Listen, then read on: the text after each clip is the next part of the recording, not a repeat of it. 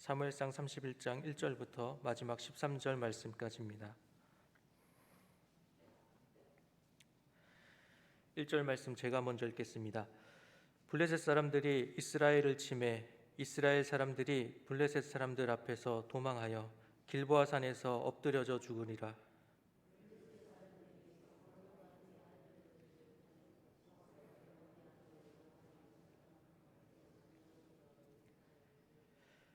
사울이 패전함에 활 쏘는 자가 따라잡으니 사울이 그 활 쏘는 자에게 중상을 입은지라.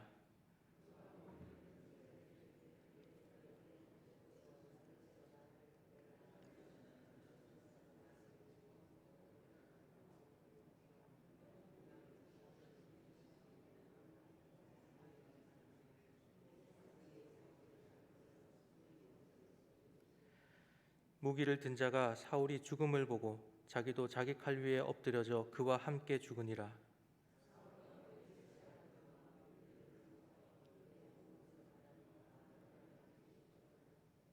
골짜기 저쪽에 있는 이스라엘 사람과 요단 건너쪽에 있는 자들이 이스라엘 사람들이 도망한 것과 사울과 그의 아들들이 죽었음을 보고 성읍들을 버리고 도망하매 블레셋 사람들이 이르러 거기에서 사니라.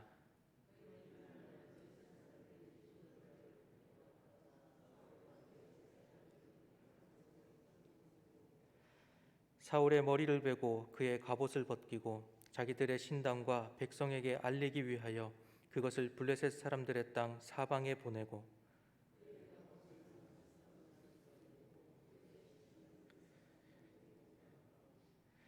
길르앗 야베스 주민들이 블레셋 사람들이 사울에게 행한 일을 듣고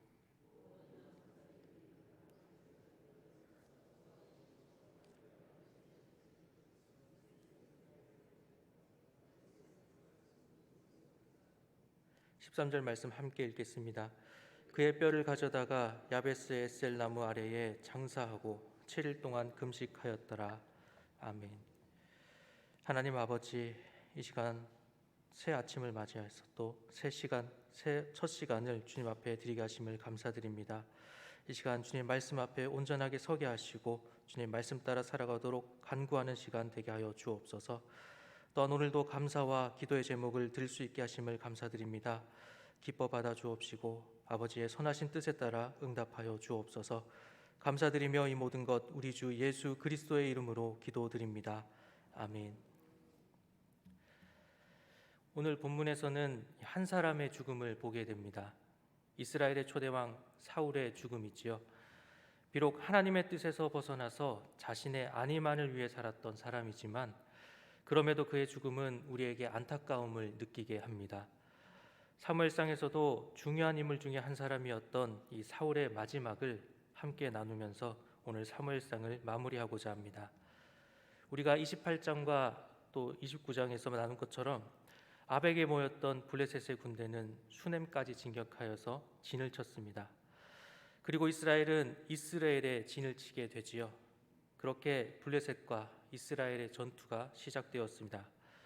그리고 그 결과 이스라엘이 이스라엘의 뒤편 길보아 산까지 쫓기게 되면서 블레셋의 승리로 끝이 나게 됩니다. 사울의 세 아들이 전사하고 사울마저 활을 맞고 중상을 입게 되지요. 부상의 정도가 매우 심각해서 이제는 블레셋과 싸울 수도 없고 도망할 수도 없는 상황까지 이르게 됩니다. 이때 사울의 선택은 무엇입니까? 4절 상반절에서 사울이 말합니다. 그가 무기를 든 자에게 이르되 내 칼을 빼어 그것으로 나를 찌르라. 할례 받지 않은 자들이 와서 나를 찌르고 모욕할까 두려워하노라 라고 말합니다. 우리가 보기에는 이 안타까움을 느끼게 되는 것은 사울이 죽음을 앞두고 이제는 하나님 앞에서 회개했었다면 하는 그런 생각을 하게 되지요. 물론 치열한 전투 중에 자신을 돌아볼 수 있는 시간적 여유도 없었겠지만 그럼에도 우리에게는 아쉬움이 느껴집니다. 왜냐하면 사울의 마지막 모습에서 적들로부터 학대를 당하고 또 모욕받을 것을 두려워하여서 빨리 죽기를 바라는 것을 우리가 보게 되기 때문입니다. 이스라엘의 왕으로서 할례받지 못한 사람들의 칼에 맞아 쓰러지고 또 시체가 훼손되는 것은 사울 개인의 비극만이 아니라 이스라엘 전체가 수치를 당하는 것이기도 했습니다. 사울은 끝까지 이 세상의 명예를, 이 하나님과의 관계를 회복하는 것보다 더 소중하게 여겼다라는 것을 우리가 보게 되지요. 그러나 무기든 자는 끝내 사울의 명령을 따르지 않습니다. 감히 왕을 죽일 용기를 내지 못한 것이지요. 결국 사울은 스스로 자신의 삶을 마감하게 됩니다. 이스라엘과 블레셋의 치열한 전투의 결과는 사울과 세 아들의 죽음, 그리고 이스라엘의 큰 패배로 끝이 납니다. 8절 말씀에 이렇게 말씀합니다. 그 이튿날 블레셋 사람들이 죽은 자를 벗기러 왔다가 사울과 그의 세 아들이 길보아 산에서 죽은 것을 보고 라고 말씀해 주고 있습니다. 이 전쟁 중에는 아마도 이 블레셋 사람들이 사울이 죽었다라는 것을 발견하지 못한 것 같습니다. 그래서 그 이튿날 전리품을 거두기 위해서 나왔다가 사울과 세 아들이 죽은 것을 발견하게 됩니다. 사울은 스스로 자신의 삶을 마감함으로써 블레셋으로부터 모욕을 당하며 죽는 일은 피할 수 있었지만 죽음 이후에 모욕을 당하게 되는 것을 우리가 보게 됩니다. 블레셋이 어떻게 죽은 사울을 다루었는지 성경에서는 세 가지를 이야기해 주고 있지요. 첫째는 목을 베어서 블레셋 땅 사방에 보냈다라고 말씀해 줍니다. 두 번째는 갑옷을 벗겨서 아스다롯 신전에 두었다라고 우리에게 말씀해 주고 있습니다. 그리고 세 번째는 이 남은 사울의 시체를 벳삿 성벽에 못 박았다라고 우리에게 알려주고 있습니다. 이 과거 블레셋과 사울이 이끄는 이스라엘은 여러 번 전투를 치렀지요. 특히 믹마스 전투에서 사울에게 크게 패했던 이 블레셋이기 때문에 사울의 죽음은 그들에게는 기쁜 소식이었습니다.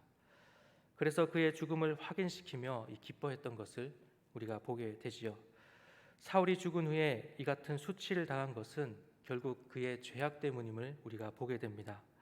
같은 사건을 기록하고 있는 역대상 10장 13절과 14절에 이렇게 말씀합니다.